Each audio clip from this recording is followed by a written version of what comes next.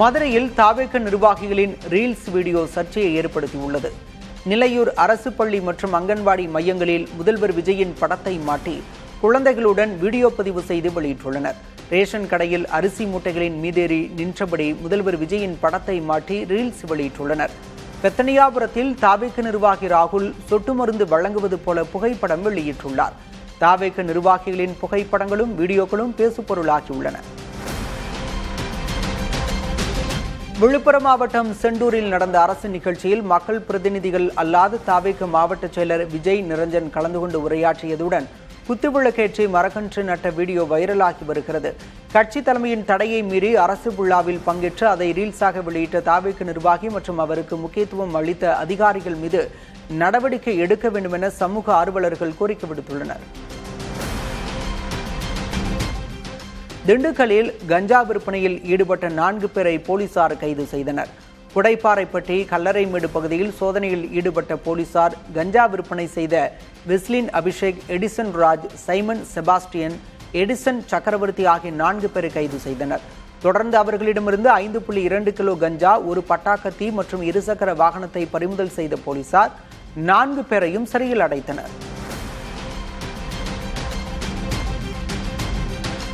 சென்னை சவுகார்பேட்டையில் நகை கடைக்குள் புகுந்து சுமார் 1.4 கிலோ தங்க நகைகளை கொள்ளையடித்த 3 பேரை போலீசார் கைது செய்தனர். கொள்ளையில் ஈடுபட்ட போது தப்பி ஓட முயன்ற ஒருவரை பொதுமக்கள் பிடித்து போலீசாரிடம் ஒப்படைத்தனர். அவரிடம் நடத்திய விசாரணையை அடுத்து திருச்சியைச் சேர்ந்த ஆறுமுகம், சென்னையைச் சேர்ந்த லோகேஷ், ரமணா ஆகிய 3வரையும் கைது செய்த போலீசார் அவர்களிடமிருந்து நகைகளையும் மீட்டனர். சென்னை சோழிங்கநல்லூர் தொகுதிக்குட்பட்ட மடிப்பாக்கம் பகுதியில் மக்கள் குறைகேட்பு முகாம் நடைபெற்றது. அப்போது கழிவுநீர் தேக்கம், குடிநீரில் துர்நாற்றம், ஆபத்தான மின் கேபிள்கள் மற்றும் சாலை பாதிப்புகள் குறித்து அடுக்கடுக்கான புகார்களை மக்கள் முன்வைத்தனர். புகார்களை கேட்டறிந்த மடிப்பாக்கம் சேர்மன் ரவிச்சந்திரன் மற்றும் அதிகாரிகள் உடனடியாக நேரில் சென்று ஆய்வு நடத்தினர். அதனைத் தொடர்ந்து விரைவில் உரிய நடவடிக்கை எடுக்கப்படும் என்று உறுதியளித்தனர். கிருஷ்ணகிரி அருகே நீர்நிலை ஆக்கிரமிப்புகளை அகற்றக்கோரி கிராம மக்கள் ஆர்ப்பாட்டத்தில் ஈடுபட்டனர். செம்மடப்புத்தூர், அம்மனேரி உள்ளிட்ட பகுதிகளில் ஏரி மற்றும் நீர்நிலை ஆக்கிரமிப்புகளை அகற்ற உயர்நீதிமன்றம் உத்தரவிட்டதாக கூறப்படுகிறது. இந்நிலையில் வருவாய்த்துறையினர் நடவடிக்கை எடுக்கவில்லை என குற்றஞ்சாட்டிய மக்கள் ஆட்சியர் அலுவலகம் முன்பு ஆர்ப்பாட்டத்தில் ஈடுபட்டனர். மேலும் ஆக்கிரமிப்புகளை உடனடியாக அப்புறப்படுத்த வேண்டும் என வலியுறுத்தினர்.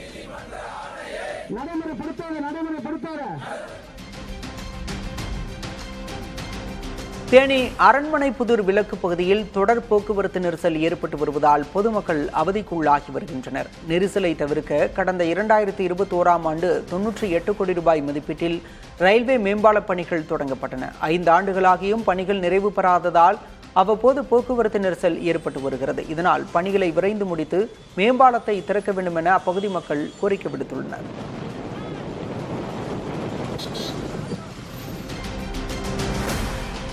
திண்டுக்கல்லில் 25 ஆண்டுகள் பழமையான நாகல் நகர் ரயில்வே மேம்பாலம் போதிய பராமரிப்பின்றி பலவீனமடைந்து வருவதாக பொதுமக்கள் அச்சம் தெரிவித்துள்ளனர். மேலும் பாலத்தின் கைப்பிடி சுவர்களில் செடிகள் வளர்ந்து வேரூன்றி இருப்பதாக தெரிவிக்கும் மக்கள் உடனடியாக பாலத்தை சீரமைக்க வேண்டும் என கோரிக்கை விடுத்துள்ளனர். திண்டுக்கல் மாவட்டம் பழனி வராதம்மா நதி அணை உபரி நீர் திட்டத்தால் பாசன நீர் பாதிக்காதவாறு வாய்க்கால் ஷட்டர்களை பெரிதாக்க கோரி விவசாயிகள் நீர்வளத்துறை அலுவலகத்தை முற்றுகையிட்டனர். அதிகாரிகள் நடவடிக்கை எடுப்பதாக உறுதியளித்ததை அடுத்து போராட்டம் தற்காலிகமாக கைவிடப்பட்டது. தேனி மாவட்டம் ஆண்டிப்பட்டி அருகே ராயவேலூர் மலை கிராமத்தில் கழிவுநீர் கால்வாய் வழியே செல்லும் குடிநீர் குழாய்களில் உடைப்பு ஏற்பட்டுள்ளது. இதனால் குடிநீரில் கழிவுநீரும் புழுக்களும் கலந்து வருவதால் குழந்தைகளுக்கு நோய் தொற்று ஏற்படும் அபாயம் உருவாகியிருக்கிறது. மாவட்ட நிர்வாகம் உடனடியாக நடவடிக்கை எடுத்து தூய்மையான குடிநீர் வழங்க நடவடிக்கை எடுக்க வேண்டும் என அப்பகுதி கிராம மக்கள் கோரிக்கை விடுத்துள்ளனர். விவசாய கடன்களை முழுமையாக தள்ளுபடி செய்யக்கோரி அரியலூர் அருகே விவசாயிகள் நூதன போராட்டத்தில் ஈடுபட்டனர். இலந்தைக்குடம் கிராம விவசாயிகள் மண்வெட்டி மற்றும் மாடுகளுடன் அங்குள்ள தொடக்க வேளாண்மை கூட்டுறவு கடன் சங்கம் வரை பேரணியாக சென்றனர். பின்னர் கடன் சங்கம் முன்பு விவசாயிகள் ஆர்ப்பாட்டம் செய்து வங்கி செயலரிடம் கோரிக்கை மனு கொடுத்தனர்.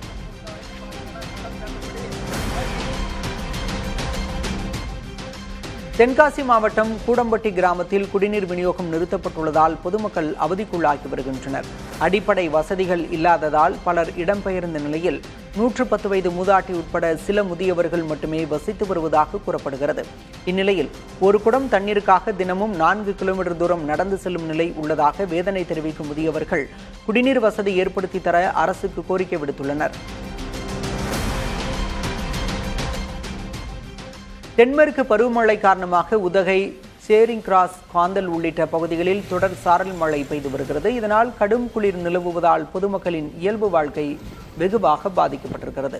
கடந்த 24 மணி நேரத்தில் மாவட்டத்தில் அதிகபட்சமாக அவலாஞ்சியில் 5.5 சென்டிமீட்டர் மழையும், பந்தலூரில் 2.6 சென்டிமீட்டர் மழையும் பதிவாகியுள்ளது. பயணிகள் நெரிசலை சமாளிக்க தெற்கு ரயில்வே 8 சிறப்பு ரயில்களின் சேவையை ஜூலை இறுதி வரை நீட்டித்திருக்கிறது. நெல்லை மேட்டுப்பாளையம், நெல்லை தாம்பரம், தூத்துக்குடி தாம்பரம் மற்றும் எழும்பூர் கன்னியாகுமரி வழித்தடங்களில் இந்த ரயில்கள் இயக்கப்படும். இதில் எழும்பூர் கன்னியாகுமரி ரயிலின் பெட்டிகள் மாற்றியமைக்கப்பட்டு அதற்கான முன்பதிவு சனிக்கிழமை காலை 8 மணிக்கு தொடங்கும் என அறிவிக்கப்பட்டுள்ளது. கோடைகால நெரிசலை சமாளிக்க நெல்லை, சென்னை, எழும்பூர் இடையே வாராந்திர சிறப்பு சூப்பர் ஃபாஸ்ட் ரயில்களை தெற்கு ரயில்வே அறிவித்திருக்கிறது. ஜூலை மாத வியாழன் மற்றும் வெள்ளிக்கிழமைகளில் இரு மார்க்கங்களிலும் இயக்கப்படும் இந்த ரயிலுக்கான முன்பதிவு ஜூலை 4ஆம் தேதி சனிக்கிழமை காலை 8 மணிக்கு தொடங்கும் என தெரிவிக்கப்பட்டுள்ளது.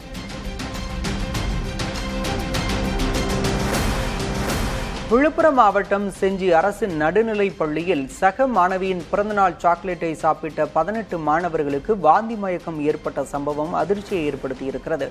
6ஆம் வகுப்பு படிக்கும் 9 மாணவர்கள் மற்றும் 9 மாணவிகளுக்கு வாந்தி மயக்கம் ஏற்பட்ட நிலையில் உடனடியாக மருத்துவமனைக்கு அனுப்பி வைக்கப்பட்டனர். 1 வருடத்திற்கு மேலாக காலாவதியான சாக்லேட்டை விற்பனை செய்த கடைக்கு உணவு பாதுகாப்புத்துறை அதிகாரிகள் சீல் வைத்தனர். பள்ளி அருகில் உள்ள கடைகளில் உணவு பாதுகாப்புத்துறையினர் ஆய்வு மேற்கொள்ள வேண்டும் என பெற்றோர் கோரிக்கை விடுத்துள்ளனர். ராமநாதபுரம் மற்றும் சிவகங்கை மாவட்டங்களில் பறிமுதல் செய்யப்பட்ட சுமார் 4 கோடி ரூபாய் மதிப்பிலான 904 கிலோ கஞ்சா நாங்குநேரி அருகே தீயிட்டு அழிக்கப்பட்டன. நீதிமன்ற உத்தரவுப்படி சிவகங்கை டிஐஜி மணிவண்ணன் மற்றும் ராமநாதபுரம் எஸ்பி சந்தீஷ் ஆகியோர் முன்னிலையில் பலத்த போலீஸ் பாதுகாப்புடன் இந்த பணிகள் நடைபெற்றது. நடப்பாண்டில் மட்டும் இங்கு 35 கோடி ரூபாய் மதிப்பிலான கஞ்சாவும் 250 கோடி ரூபாய் மதிப்பிலான ஹெராயின் உள்ளிட்ட போதைப் பொருட்களும் தீயூட்டி அழிக்கப்பட்டுள்ளது குறிப்பிடத்தக்கது. விழுப்புரத்தில் சேதமடைந்த சாலையால் பொதுமக்கள் அவதிக்குள்ளாகி வருகின்றனர். ஜீவா நகர் பகுதியில் உள்ள சாலையில் ஜல்லிக்கற்கள் பெயர்ந்து சேதமடைந்து காணப்படுகிறது. மேலும் அருகில் உள்ள எருமந்தாங்கான் வாய்க்காலில் பிளாஸ்டிக் குப்பைகள் தேங்கியிருப்பதாக குற்றஞ்சாட்டும் குடியிருப்பு வாசிகள் சாலை மற்றும் வாய்க்காலை சீரமைத்து தர கோரிக்கை விடுத்துள்ளனர்.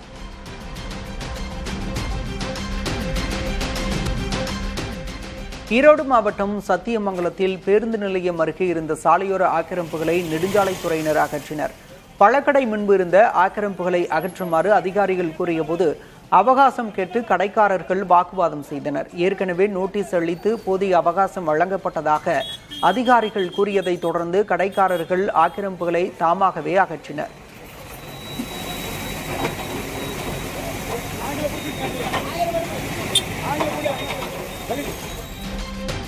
திமுக ஆட்சியில் முதலீட்டாளர்களிடம் லஞ்சம் கேட்கப்பட்டதாகவும் அதையே தான் கூறியதாகவும் தொழில்துறை அமைச்சர் கீர்த்தனா கூறியிருக்கிறார்.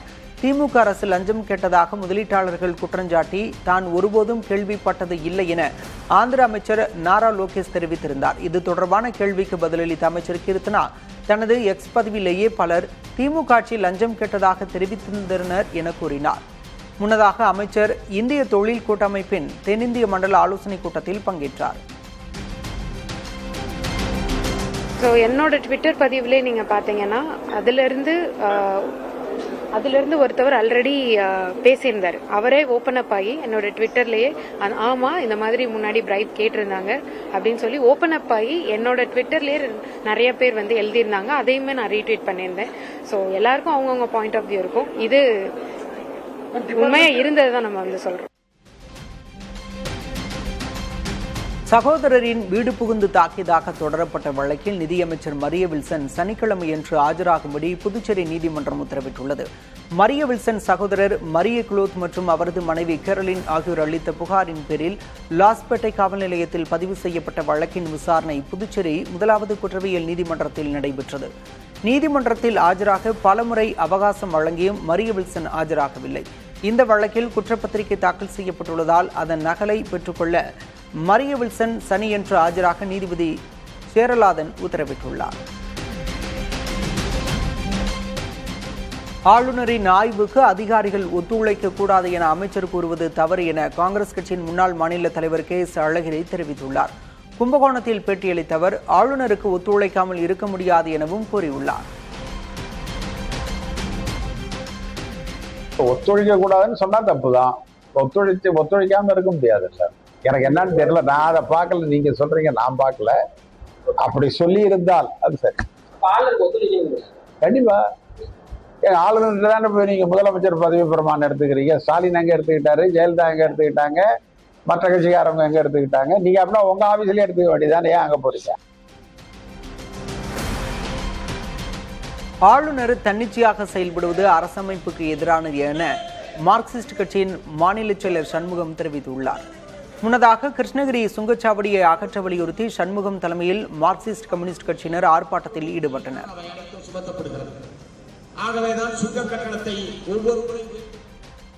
ஏற்கனவே ஆளுநராக இருந்த RN ரவி அவர்கள் ஒரு போட்டி அரசாங்கத்தை, தமிழ்நாடு அரசுக்கு எதிராக ஒரு போட்டி அரசாங்கத்தை நடத்தி கொண்டிருந்தார் என்பது நம் அனைவருக்குமே தெரியும். அதை எதிர்த்து பல கட்ட போராட்டங்களை மார்க்சிஸ்ட் கம்யூனிஸ்ட் கட்சியும் அப்போது ஆளுங்கட்சியாக இருந்த திமுக உட்பட பல கட்ட போராட்டங்களை நடத்தியிருக்கிறோம். ஆகவே அத்தகைய ஒரு அணுகுமுறை, அப்படி ஒருவேளை ஆளுநருக்கு ஏதாவது கருத்துக்கள் இருக்கிறது என்று சொன்னால் அது முதலமைச்சருடைய கவனத்திற்கு கொண்டு சென்று தீர்வு காண வேண்டுமே தவிர தானாக தன்னிச்சையாக ஆளுநர் செயல்படுவது என்பது அரசியல் சாசனம் அவருக்கு வழங்கியிருக்கக்கூடிய அதிகாரத்துக்கு எதிரானது, அதிகாரத்துக்கு விரோதமானது. ஆளுநருடைய அந்த அணுகுமுறை என்பது ஏற்கத்தக்கதல்ல. கன்னியாகுமரி மாவட்டம் அருமனை அருகே மேல்நிலை தொட்டி நிரம்பி தினமும் 1000 லிட்டர் குடிநீர் வீணாவதாக பொதுமக்கள் குற்றஞ்சாட்டியுள்ளனர். ஊழியர்களின் அலட்சியத்தால் தொட்டி நிரம்பியும் தண்ணீர் வரத்து இருப்பதாக கூறப்படுகிறது. இது தொடர்பாக நடவடிக்கை எடுப்பதாக பேரூராட்சி அலுவலர் உறுதியளித்துள்ளார். விழுப்புரம் மாவட்டம் திண்டிவனம் அருகே பணியில் ஈடுபட்டிருந்த போது லாரி மோதி நெடுஞ்சாலைத்துறை ஊழியர் உயிரிழந்தார். சென்னை திருச்சி தேசிய நெடுஞ்சாலையில் வைக்கப்பட்டுள்ள செடிகளுக்கு தண்ணீர் ஊற்றும் பணியில் ஊழியர் கார்த்தி ஈடுபட்டிருந்தார். அப்போது விழுப்புரத்திலிருந்து சென்னை நோக்கி வேகமாக வந்த லாரி கார்த்தி மீது மோதியதில் நிகழ்விடத்திலேயே உயிரிழந்தார். கோவை வால்பாறை பகுதியில் யானைகள் நடமாட்டத்தால் பொதுமக்கள் அச்சமடைந்துள்ளனர். ரொட்டிக்கடை, பாரலை, ஐயர்பாடி போன்ற எஸ்டேட் பகுதிகளில் 2 யானைகள் முகாமிட்டுள்ளன. ஐயர்பாடி 2வது டிவிஷனில் குடியிருப்பு பகுதியில் உள்ள மாரியம்மன் கோயில் கதவு, ஜன்னல் உள்ளிட்டவற்றை யானைகள் சேதப்படுத்தியதுடன் அங்கிருந்த பொருட்களை வீசி எறிந்திருக்கின்றன. தகவல் அறிந்து சென்ற வனத்துறையினர் யானைகளை வனப்பகுதிக்குள் அனுப்பினர். குடியிருப்பு பகுதிக்கு யானைகள் வராமல் தடுக்க வனத்துறை உரிய நடவடிக்கை எடுக்க வேண்டும் என பொதுமக்கள் கோரிக்கை விடுத்துள்ளனர். ராமநாதபுரம் மாவட்டம் மன்னார் வளைகுடாவில் கணவாய் மீன்களின் சீசன் தொடங்கியிருப்பதால் பாம்பன் மீனவர்கள் மகிழ்ச்சி அடைந்திருக்கின்றனர். 1 கிலோ 250 ரூபாய் முதல் 300 ரூபாய் வரை விற்பனையாகும் இந்த வகை கணவாய் மீன்கள் கொச்சி வழியாக அரபு நாடுகளுக்கு அதிக அளவில் ஏற்றுமதி செய்யப்படுகின்றன.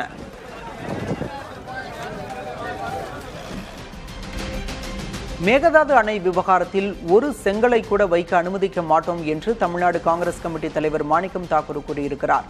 காஞ்சிபுரம் மாவட்டம் ஸ்ரீபெரும்புதூரில் உள்ள ராஜீவ்காந்தி நினைவகத்தில் மலர் தூவி அஞ்சலி செலுத்தினார். அதேபோல சென்னை தியாகராய நகரில் உள்ள காமராஜர் நினைவு இல்லத்தை பார்வையிட்டு அவரது சிலைக்கு மாலை அணிவித்து மரியாதை செலுத்தினார். செய்தியாளர்களை சந்தித்த மாணிக்கம் தாக்கூர் மேகதாது அணை விவகாரத்தில் பிரதமர் மோடி தமிழகத்திற்கு துரோகம் செய்யாமல் இருக்க வேண்டும் என்றும் திமுக முன்னாள் அமைச்சர் அனிதா ராதாகிருஷ்ணன் அளவுக்கு மீறி பேசிவிட்டார் என்றும் கூறினார். அங்கே எங்களை பொறுத்த மட்டும் ஒரு செங்கலை கூட வைக்கக்கூடாதுங்கிறதுக்கு தமிழக அரசு நடவடிக்கை எடுக்கணும். இதில் யாரோட அனுமதியோட செங்கலை வைக்க முடியும்? மோதியோட அனுமதியோட தான் செங்கலை வைக்க முடியும். மோடி தான் இதில் துரோகம் செய்யாமல் இருக்கணும். தமிழ்நாட்டு மக்களுக்கு துரோகம் செய்யாமல் இருக்க வேண்டிய ஒரே நபர் பாஜகவினுடைய மோடி. பாஜகக்காரர்கள் தான் அதுக்கு பதில் சொல்லணும். அமைதியாக இருக்காங்க. பாஜகக்காரர்கள்ட்ட யாரும் கேள்வி கேட்க மாட்டேங்க. நீங்கள் எல்லாரும் தயவு செய்து போய் நயனார் நாகேந்திரன்ட்ட கேளுங்க. மேகதாதுவை அமைக்க விடக்கூடாதுன்னு சொல்லி மோடிகிட்ட போய் அவர் அப்பீல் பண்ண ரெடியாக இருக்காரு. நாங்கள் போய் சொல்ல ரெடியாக இருக்கோம். அதிமுகவின் செங்கல்பட்டு கிழக்கு மேற்கு மாவட்டங்களைச் சேர்ந்த கட்சி நிர்வாகிகளுடன் அக்கட்சியின் பொதுச் செயலர் பழனிசாமி ஆலோசனை நடத்தினார். இவ்விரு மாவட்டங்களைச் சேர்ந்த முக்கிய நிர்வாகிகள், மாவட்ட செயலர்கள், மாநிலங்களவை உறுப்பினர், முன்னாள் அமைச்சர்கள், நடந்து முடிந்த சட்டமன்ற தேர்தலில் போட்டியிட்ட வேட்பாளர்கள், மாவட்ட நிர்வாகிகள், ஒன்றிய நகர பேரூராட்சி பகுதி செயலர்கள் உள்ளிட்டோர் கலந்து கொண்டனர். தேர்தல் முடிவுகள் குறித்தும் கட்சியின் வளர்ச்சிக்கு ஆற்ற வேண்டிய ஆக்கப்பூர்வமான பணிகள் குறித்தும் எடப்பாடி பழனிசாமி ஆலோசனை வழங்கியதாக அக்கட்சியின் தலைமையகம் வெளியிட்டிருக்கக்கூடிய அறிக்கையில் தெரிவிக்கப்பட்டுள்ளது.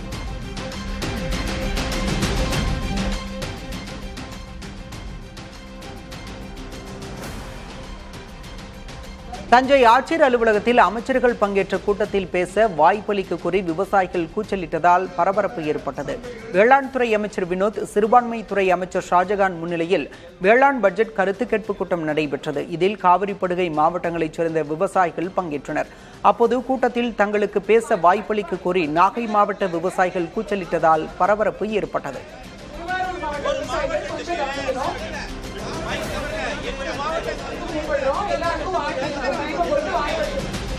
திருவண்ணாமலை மாவட்டம் ஆரணியில் முத்துமாரியம்மன் கோயில் கும்பாபிஷேக விழாவை முன்னிட்டு பால்குடம் ஊர்வலம் நடைபெற்றது.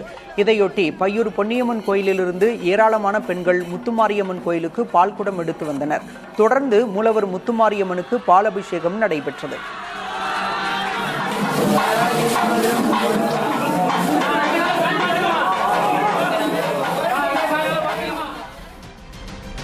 திருவாரூர் மாவட்ட அரசு நேரடி நெல் கொள்முதல் நிலையங்களில் ஆட்சியர் மோகனச்சந்திரன் ஆய்வு மேற்கொண்டார். அப்போது அங்கு நெல் மூட்டைகள் தேங்கி கிடப்பதை கண்ட ஆட்சியர் கூடுதல் லாரிகள் மற்றும் ரயில்கள் மூலம் நெல் மூட்டைகளை உடனடியாக வெளி மாவட்ட அரவை ஆலைகளுக்கு கொண்டு செல்ல உத்தரவிட்டார்.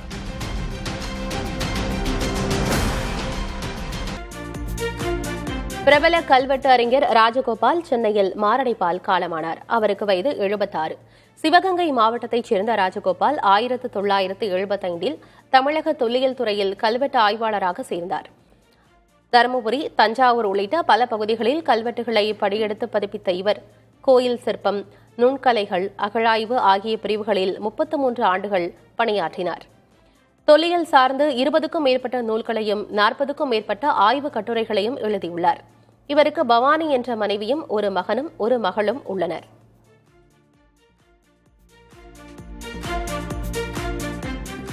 அதிமுகவின் அடிப்படை உறுப்பினர் உள்ளிட்ட அனைத்து பொறுப்புகளில் இருந்தும் விலகிக் கொள்வதாக அதிமுக முன்னாள் அமைச்சர் வைகை செல்வன் அறிவித்துள்ளார்.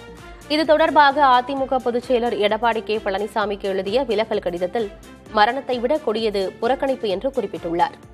இயக்கமும் தொண்டர்களும் அழிந்தாலும் தான் மட்டும் நன்றாக இருக்க வேண்டும் என்று நினைப்பவர் நல்ல தலைவராக இருக்க முடியாது என்றும், திமுகவோடு இணைந்து ஆட்சியமைக்க முடிவெடுத்ததன் மூலம் அதிமுக தனது அடையாளத்தை இழந்துவிட்டது என்றும் தெரிவித்துள்ளார்.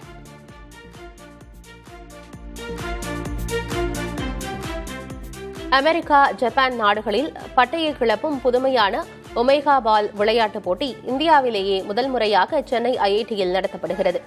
சென்னையைச் சேர்ந்த 9 அரசு பள்ளிகளின் மாணவர்கள் 3 பிரிவுகளின் கீழ் இதில் களம் கண்டுள்ளனர். இது வழக்கமான கால்பந்து அல்ல.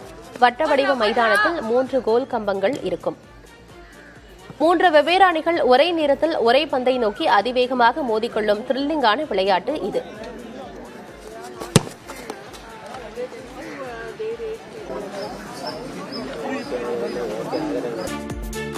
தமிழக வெற்றிக் கழகத்தில் கட்சி அமைப்பு ரீதியாக புதிய மாவட்டங்கள் உருவாக்கப்பட்டுள்ளன. இதுகுறித்து தாவேகா தலைமை வெளியிட்டுள்ள அறிவிப்பில் காஞ்சிபுரம் தெற்கு, நெல்லை தென்கிழக்கு, நெல்லை மத்தி, நெல்லை வடக்கு மாவட்டங்கள் புதிதாக உருவாக்கப்பட்டுள்ளன. அதேபோல நெல்லை RS முருகன், ரெட்டியார்பட்டி நாராயணன், போலூர் அபிஷேக், உத்திரமேரூர் முனிரத்தினம் ஆகிய 4 MLAக்கள் மாவட்ட செயலர்களாக நியமிக்கப்பட்டுள்ளனர். அதன்படி நெல்லை வடக்கு மாவட்டத்திற்கு RS முருகனும், நெல்லை மத்திக்கு மரியஜானும், நெல்லை தென்கிழக்குக்கு ரெட்டியார்பட்டி நாராயணனும் மாவட்ட செயலர்களாக நியமிக்கப்பட்டுள்ளனர். திமுக மறுசீரமைப்பு குழுவினர் கட்சியின் தலைமையகமான அண்ணா அறிவாலயத்தில் ஆலோசனையில் ஈடுபட்டனர். இக்குழுவினர் கட்சியில் செய்ய வேண்டிய மறுசீரமைப்பு குறித்து ஆகஸ்ட் முதல் வாரத்தில் திமுக தலைவர் ஸ்டாலினிடம் அறிக்கை வழங்க உள்ளனர். சட்டமன்ற தேர்தல் தோல்விக்கு பிறகு குழு அமைத்து கள ஆய்வு மேற்கொள்ள செய்த ஸ்டாலின் தொண்டர்களிடமும் கருத்துக்களை கேட்டறிந்தார். அதன் அடிப்படையில் மறுசீரமைப்பு குழுவை அவர் அமைத்துள்ளார். மயிலாடுதுறை சாத்தங்குடியில் காதலர்கள் மர்மமான முறையில் உயிரிழந்த நிலையில் ஆணவ படுகொலை செய்யப்பட்டதாக கூறி மதுரையில் விசிகாவினர் ஆர்ப்பாட்டத்தில் ஈடுபட்டனர். குற்றவாளிகளை கைது செய்ய கோரியும் ஆணவ படுகொலைகளை தடுக்க தனிச்சட்டம் இயற்ற வலியுறுத்தியும் அவர்கள் முழக்கமிட்டனர். தடையை மீறி ஆர்ப்பாட்டத்தில் ஈடுபட்ட விசிகாவினரை காவல்துறையினர் கைது செய்தனர்.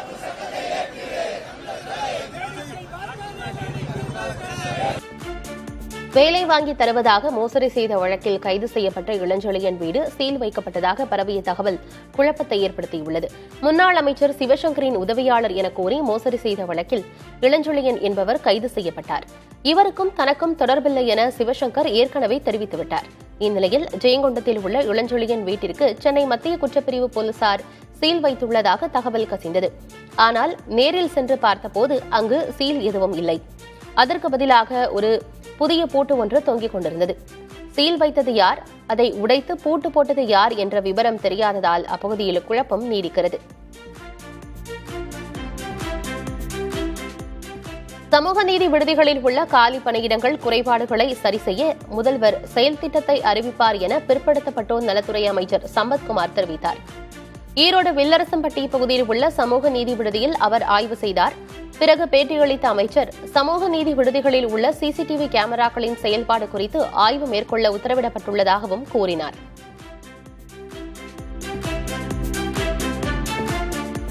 மயிலாடுதுறை மாவட்டம் சீர்காழி அருகே சகோதரிகளை பள்ளிக்கு வழியனுப்புவதற்காக தாயுடன் சென்ற 1.5 வயது குழந்தை பள்ளி வாகனம் மோதி உயிரிழந்தது. ஆனந்தக்கூத்தன் கிராமத்தைச் சேர்ந்த அரசி தமது மகள்களை தனியார் பள்ளி வேனில் ஏற்றி விடுவதற்காக 1.5 வயது குழந்தை மகிழ்வேலனுடன் சென்றுள்ளார். குழந்தையை கீழே இறக்கிவிட்ட அவர் மகள்களை வேனில் ஏற்றியுள்ளார். அப்போது குழந்தை மகிழ்வேலன் வேனின் பின்சக்கரம் அருகே சென்றதாக கூறப்படுகிறது. அதை அறியாமல் வேன் ஓட்டுநர் வேனை இயக்கியதால் குழந்தை பின்சக்கரத்தில் சிக்கி உயிரிழந்தது. இது தொடர்பாக ஓட்டுநரை கைது செய்து காவல்துறையினர் விசாரித்து வருகின்றனர். மதுரை மாவட்டம் மேலூர் அருகே கேசம்பட்டியிலிருந்து வெள்ளிமலைப்பட்டி வரை செல்லும் தார் சாலை பராமரிப்பு இன்றி சேதமடைந்துள்ளது. இதனால் வாகன ஓட்டிகள் விபத்துக்குள்ளாவதோடு மழைக்காலங்களில் போக்குவரத்தும் பாதிக்கப்படுவதாக பொதுமக்கள் வேதனை தெரிவிக்கின்றனர். அதிகாரிகளிடம் முறையிட்டும் நடவடிக்கை இல்லை என குற்றம் சாட்டும் மக்கள் புதிய தார் சாலை அமைத்து தர வேண்டும் என அரசுக்கு கோரிக்கை விடுத்தனர். திண்டுக்கல் மாவட்டம் கொடைக்கானல் மலைப்பகுதிகளில் நெடுஞ்சாலைத்துறையினர் தரமற்ற சாலைகளை அமைப்பதாக குற்றச்சாட்டு எழுந்துள்ளது. இதனை கண்டித்து பொதுமக்கள் நெடுஞ்சாலைத்துறை அலுவலகம் அருகே குண்டும் குழியுமாக உள்ள சாலையில் மரக்கன்றுகளை நட்டு நூதன போராட்டத்தில் ஈடுபட்டனர். மேலும் வத்தலகுண்டு மற்றும் பழனி நெடுஞ்சாலைகளை சீரமைக்க வேண்டும் என வலியுறுத்தினர்.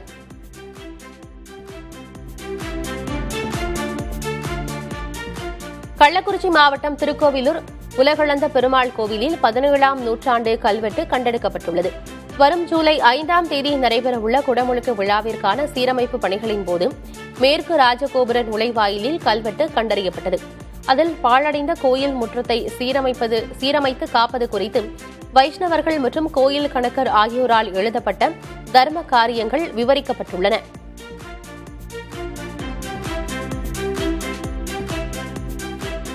தஞ்சை ஆட்சியர் அலுவலகத்தில் அமைச்சர்கள் பங்கேற்ற கூட்டத்தில் பேச வாய்ப்பளிக்க கோரி விவசாயிகள் கூச்சலிட்டதால் பரபரப்பு ஏற்பட்டது. வேளாண் துறை அமைச்சர் வினோத், சிறுபான்மைத்துறை அமைச்சர் ஷாஜகான் முன்னிலையில் வேளாண் பட்ஜெட் கருத்து கேட்பு கூட்டம் நடைபெற்றது. இதில் காவிரி படுகை மாவட்டங்களைச் சேர்ந்த விவசாயிகள் பங்கேற்றனர். அப்போது கூட்டத்தில் தங்களுக்கு பேச வாய்ப்பளிக்க கோரி நாகை மாவட்ட விவசாயிகள் கூச்சலிட்டதால் பரபரப்பு ஏற்பட்டது.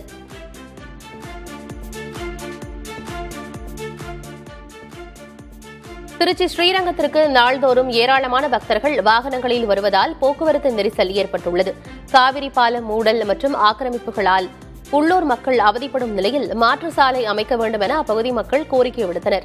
வாகன நிறுத்த வசதிகளை ஏற்படுத்தி தர வேண்டும் எனவும் மக்கள் கோரிக்கை விடுத்தனர். திருவாரூர் மாவட்ட அரசு நேரடி நெல் கொள்முதல் நிலையங்களில் ஆட்சியர் மோகனச்சந்திரன் ஆய்வு செய்தார். அப்போது அங்கு நெல் மூட்டைகள் தேங்கி கிடப்பதை கண்ட ஆட்சியர் கூடுதல் லாரிகள் மற்றும் ரயில்கள் மூலமாக நெல் மூட்டைகளை உடனடியாக வெளி மாவட்ட அரவை ஆலைகளுக்கு கொண்டு செல்ல உத்தரவிட்டார்.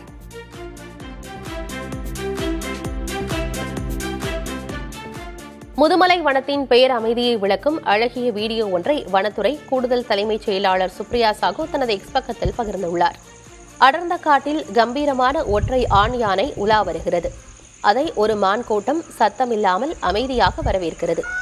விலங்குகளுக்கு இடையேயான இந்த இணக்கம் காண்போரை கவர்கிறது. தமிழகத்தின் முதுமலை, கர்நாடகாவின் பந்திப்பூர், கேரளாவின் வயநாடு ஆகிய 3 எல்லைகளும் இணைந்து ஆசிய யானைகள், புலிகளின் வாழ்வாதாரத்தை பாதுகாப்பதில் உலக அளவில் மிக முக்கிய பங்கு வகிக்கின்றன. இந்த காட்சிகள் அதனை சுட்டும் விதமாக உள்ளது.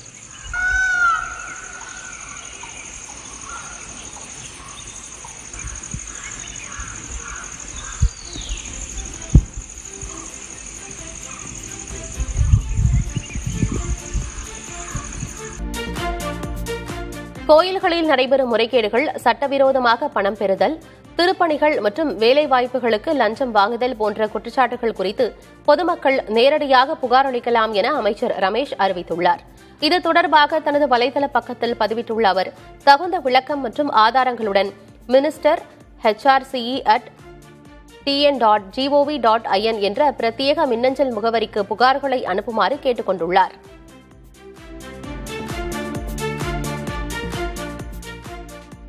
திருவையாறு அருகே காணாமல் போன 12ஆம் வகுப்பு மாணவி அருகே உள்ள கிணற்றிலிருந்து சடலமாக மீட்கப்பட்டார். வீட்டில் தூங்கிக் கொண்டிருந்த மாணவி காணாமல் போனதாக அவரது தாய் புகார் அளித்திருந்த நிலையில் கிணற்றிலிருந்து சடலம் மீட்கப்பட்டுள்ளது.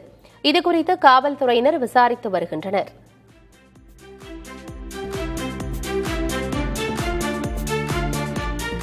சென்னை திருவொற்றியூரில் கட்டுமான நிறுவனத்தினரை மிரட்டி பணம் பறிக்க முற்பட்ட புகாரில் திமுக பிரமுகரான மணிகண்டன் கைது செய்யப்பட்டுள்ளார். எண்ணூர் விரைவுச் சாலையில் கேஜி பவுண்டேஷன்ஸ் நிறுவனம் கட்டிவரும் அடுக்குமாடி குடியிருப்பில் ஒரு வீட்டுக்கு 25,000 ரூபாய் வீதம் 81 வீடுகளுக்கு சுமார் 20 லட்சம் ரூபாய் மாமூல் தர வேண்டும் என அடியாட்களுடன் சென்று அவர் மிரட்டியதாக அந்நிறுவனத்தின் PRO காவல் நிலையத்தில் புகார் கொடுத்தார். இதையடுத்து மணிகண்டனை கைது செய்த காவல்துறையினர் அவர் மீது 3 பிரிவுகளின் கீழ் வழக்கு பதிவு செய்து நீதிமன்றத்தில் ஆஜர்படுத்தி சிறையில் அடைத்தனர்.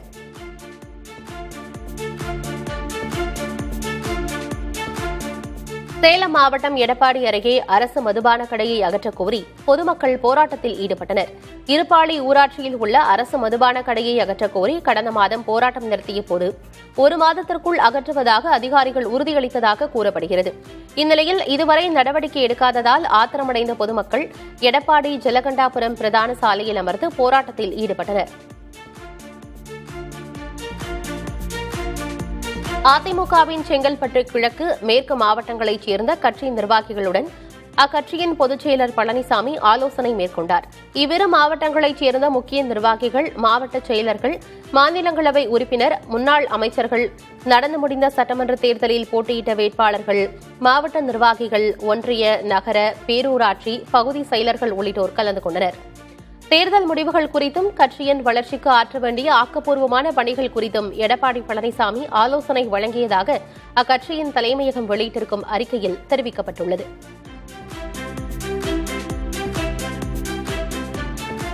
கன்னியாகுமரியில் அணுக்கனிம சுரங்க திட்டத்துக்கான நில ஒதுக்கீட்டு அனுமதியை மேலும் ஓராண்டுக்கு அரசு நீட்டித்துள்ளதற்கு இந்திய கம்யூனிஸ்ட் கட்சி எதிர்ப்பு தெரிவித்துள்ளது.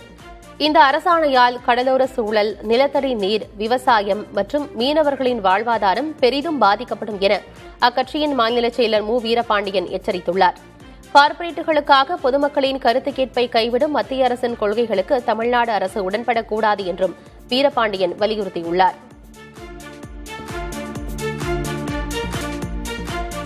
ஜூன் 21ஆம் தேதியன்று நடத்தப்பட்ட நீட் மறுதேர்வின் இயற்பியல் வினாத்தாளில் 2 பெரும் குளறுபடிகள் நடந்துள்ளது வெளிச்சத்திற்கு வந்துள்ளது. நீட் தேர்வில் கொடுக்கப்பட்ட தெரிவுகளில் இருந்து சரியான விடையை தேர்வு செய்து எழுதும் முறையில் கேள்விகள் கேட்கப்படுகின்றன. இந்நிலையில் வெர்னியர் காலிப்பர் குறித்த 40வது வினாவுக்கு வழங்கப்பட்ட 4 விடைகளும் தவறானவை என்று இயற்பியல் நிபுணர்கள் சுட்டிக்காட்டியுள்ளனர். இதையடுத்து அந்த வினாவுக்கான 4 மதிப்பெண்கள் தேர்வு எழுதிய அனைவருக்கும் வழங்கப்படும் என தேசிய தேர்வு முகமை அறிவித்துள்ளது. மேலும் மின்காந்த அலைகள் குறித்த 22வது வினாவுக்கு கொடுக்கப்பட்ட 2 விடைகள் சரியாக உள்ளதால் அவற்றுள் ஏதேனும் ஒன்றை எழுதிய மாணவர்களுக்கு மதிப்பெண்கள் வழங்கப்படும் என்று கூறப்பட்டுள்ளது. முன்னதாக மே 3ஆம் தேதியன்று நடத்தப்பட்ட நீட் தேர்வில் வினாத்தாள் கசிவு உள்பட பல்வேறு முறைகேடுகள் கண்டறியப்பட்டதால் தேர்வு ரத்து செய்யப்பட்டு மறுதேர்வு நடத்தப்பட்டது.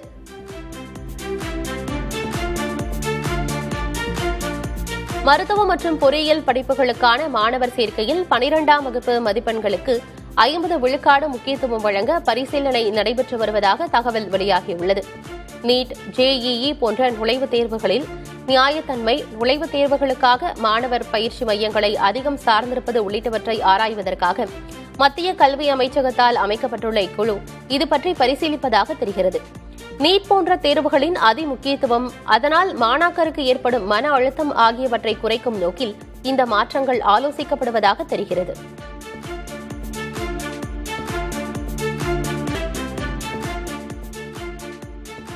தமிழ்நாடு சட்டமன்ற சபாநாயகருக்கு எதிரான தீர்மானம் தொடர்பாக தாவேக எம்எல்ஏ இளையராஜாவிடம் 35 கோடி ரூபாய் பேரம் பேசியதாக தொடரப்பட்ட வழக்கில் 8 பேர் கைது செய்யப்பட்டனர். இந்நிலையில் இந்த வழக்கில் அரசியல் உள்நோக்கத்துடன் தனது பெயர் சேர்க்கப்பட்டுள்ளதாக கூறி முன்னாள் அமைச்சர் செந்தில் பாலாஜியின் சகோதரர் அசோக்குமார் சென்னை உயர்நீதிமன்றத்தில் முன்ஜாமீன் கோரி மனு தாக்கல் செய்தார். இந்த மனு விரைவில் நீதிபதி சி குமரப்பன் முன்னிலையில் விசாரணைக்கு வர உள்ளது.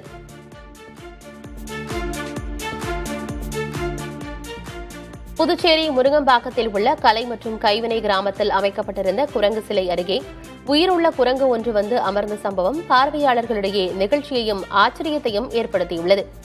அங்குள்ள இதர விலங்கு சிற்பங்களை ஒவ்வொன்றாக பார்த்தபடி வந்த குரங்கானது குரங்கு சிலை அருகே மரக்கிளையில் அமர்ந்து இளைப்பாறியது.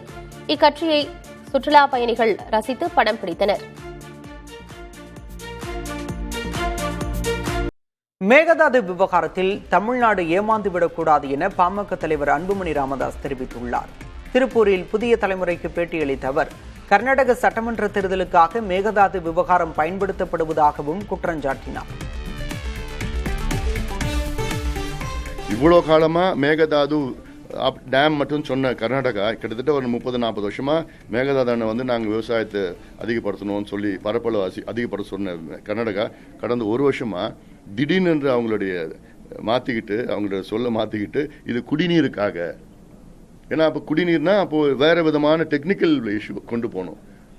அதனால அதெல்லாம் நம்ம ஏமாந்துடக்கூடாது.